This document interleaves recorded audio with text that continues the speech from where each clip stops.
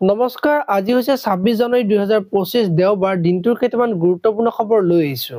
প্ৰথম খবৰটো হৈছে দক্ষিণ কোৰিয়া জাপান ভ্ৰমণ সফলতাৰে সম্পূৰ্ণ কৰি অসমলৈ উভতিল মুখ্যমন্ত্ৰী। জাপান আৰু দক্ষিণ কোৰিয়াত বিগত ৫ দিনত হিমন্ত বিশ্ব শৰ্মাই দুয়োখন দেশৰ মুঠ ৫গৰাকী মন্ত্ৰীক সাক্ষাৎ কৰাৰ লগতে ২০০টা কোম্পানীৰ উচ্চপদস্থ বিষয়াক ব্যক্তিগতভাৱে সাক্ষাৎ কৰে। পৰৱৰ্তী খবৰটো হৈছে দেশবাসীক সম্বোধন ৰাষ্ট্ৰপতিৰ নাম ললে সংবিধান সভাৰ মহিলা সদস্যৰ। ১৯৪৭ চনত স্বাধীনতা লাভ কৰিছিলো, তাৰ পাছতো উপনিৱেশিক মনোভাৱৰ বহু অৱশিষ্ট দীৰ্ঘকাল ধৰি বিদ্যমান আছিল।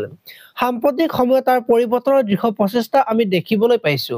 পৰৱৰ্তী খবৰটো হৈছে অসম আৰক্ষীৰ ১৫গৰাকী বিষয়া জোৱানলৈ ৰাষ্ট্ৰপতিৰ পদক। গণৰাজ্য দিৱসৰ প্ৰাকক্ষণত দেশৰ ৰাষ্ট্ৰপতিয়ে আৰক্ষী, অগ্নি নিৰ্বাপক বাহিনী, গৃহৰক্ষী আৰু অসামৰিক প্ৰতিৰক্ষা সংশোধনমূলক সেৱাসমূহৰ বাবে ঘোষণা কৰিছে আৰক্ষীৰ বিভিন্ন পদক। পৰৱৰ্তী খবৰটো হৈছে এই ১৫গৰাকী মহিলাই নিৰ্মাণ কৰিছিল স্বাধীনোত্তৰ ভাৰতৰ ভেটি। বিশ্বৰ ভিন্ন প্ৰান্তত নাৰীয়ে অধিকাৰ বিচাৰি আন্দোলন কৰাৰ সময়তে স্বাধীন ভাৰতে গ্ৰহণ কৰিছিল সংবিধান। এই সংবিধান প্ৰণয়নত গুৰুত্বপূৰ্ণ ভূমিকা পালন কৰিছিল ১৫গৰাকী বিদুষী মহিলাই। পৰৱৰ্তী খবৰটো হৈছে বেমাৰ এতিয়া বতাহত, উশাহ লবলৈ ভয় এতিয়া অসমত। অসমৰ বতাহত এতিয়া বেমাৰ উৰি ফুৰিছে। অসমত এতিয়া ব্যাপক বায়ু প্ৰদূষণ।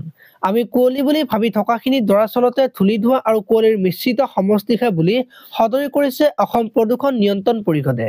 পৰৱৰ্তী খবৰটো হৈছে গণৰাজ্য দিৱসৰ প্ৰাকক্ষণত ধুবুৰীত আৰক্ষীৰ তিৰংগা ৰেলী। হাতে হাতে তিৰংগা পতাকা লৈ ৰাজপথত তিৰংগা সমদল কৰে ধুবুৰী আৰক্ষীয়ে। এই ৰেলীত অংশগ্ৰহণ কৰে এনচিচি গোটেও। ইপিনে কাইলৈ গণৰাজ্য দিৱসৰ পালনৰ অৰ্থে ধুবুৰী জিলা প্ৰশাসনেও ব্যাপক প্ৰস্তুতি চলাইছে। পৰৱৰ্তী খবৰটো হৈছে জম্মু কাশ্মীৰৰ হাতত ৩ দিনতে পৰাজয় স্বীকাৰ কৰিলে তাৰকা সমৃদ্ধ মুম্বাইয়ে। বৰ্ডাৰ গাভাস্কাৰ ট্ৰফীত পৰাস্ত হৈ সমালোচনাৰ সন্মুখীন হোৱা ৰোহিত শৰ্মা পুনৰ ব্যৰ্থ হৈছে। কেৱল ৰোহিতেই নহয়, যশস্বী জয়ছোৱালো ৰোহিতৰ দৰে ফ্লপ হল ঘৰুৱা ক্ৰিকেটত। পৰৱৰ্তী খবৰটো হৈছে মুম্বাই আক্ৰমণৰ অভিযুক্ত টাৱাৰ ৰাণাক আমেৰিকাই গতাই দিব ভাৰতক। আমেৰিকা যুক্তৰাষ্ট্ৰৰ উচ্চ ন্যায়ালয়ে মুম্বাই আক্ৰমণৰ অন্যতম অভিযুক্ত টাৱাৰ ৰাণাক ভাৰতলৈ প্ৰত্যাৰ্পণ অনুমোদন জনাইছে।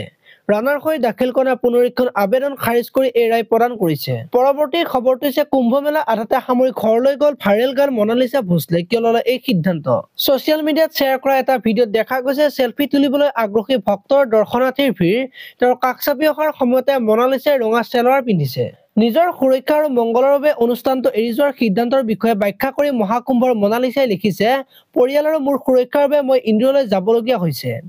সম্ভৱ হলে আমি প্ৰয়াগৰাজ মহাকুম্ভৰ পৰৱৰ্তী নিৰাপদ স্থানলৈ উভতি আহিব পাৰো। সকলোকে সহায় আৰু মৰমৰ বাবে মোৰ আন্তৰিক ধন্যবাদ। আজিলৈ ইমানে। আপোনালোকে যদি ভিডিঅ'টো চাই ভাল পালে তেতিয়াহ'লে লাইক কৰিব আৰু এনেকুৱা ধৰণৰ খবৰবোৰ পাই থাকিবলৈ চেনেলটো ছাবস্ক্ৰাইব কৰি বেল আইকনটো প্ৰেছ কৰি দিব। ধন্যবাদ।